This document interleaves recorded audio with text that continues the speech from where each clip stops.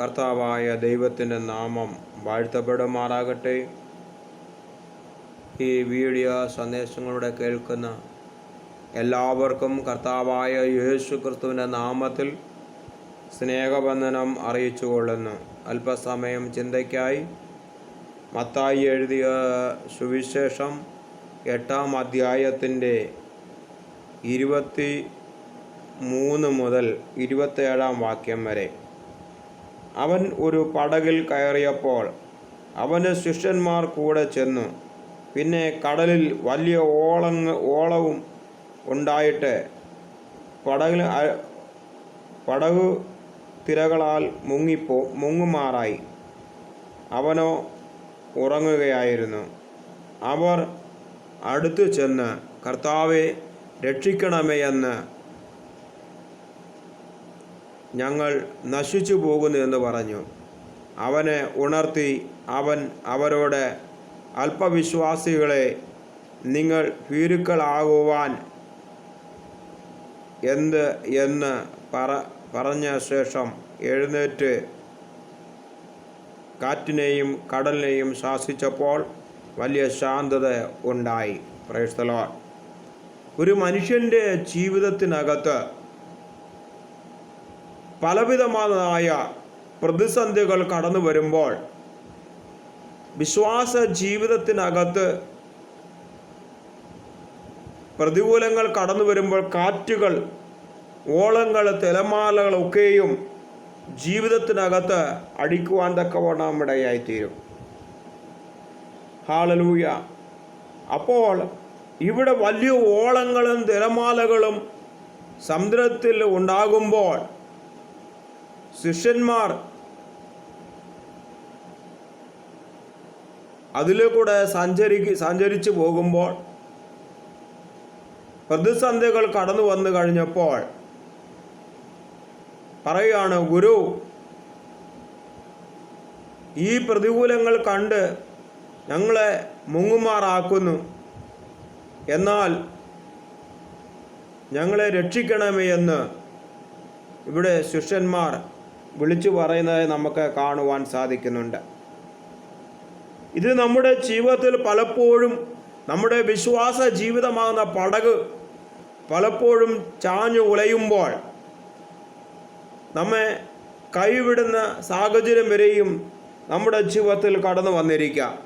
എന്നാൽ ആ പ്രതികൂലങ്ങളെ കണ്ട് മറികടക്കുവാൻ തക്കവണ്ണം കർത്താവായ ദൈവത്തിൽ വിശ്വസിച്ചുകൊണ്ട് നമ്മൾ മുമ്പോട്ട് പോകുമ്പോൾ നമ്മുടെ വിശ്വാസ ജീവിതമാകുന്ന പടകിനകത്ത് പലവിധമായ പ്രതികൂലങ്ങൾ കടന്നു വരുമ്പോൾ കർത്താവായ ദൈവം രക്ഷിക്കുവാൻ തക്കവണ്ണം സർവശക്തനായ ദൈവമാണ് എന്ന് നമ്മൾ മറന്നു പോകരുത്.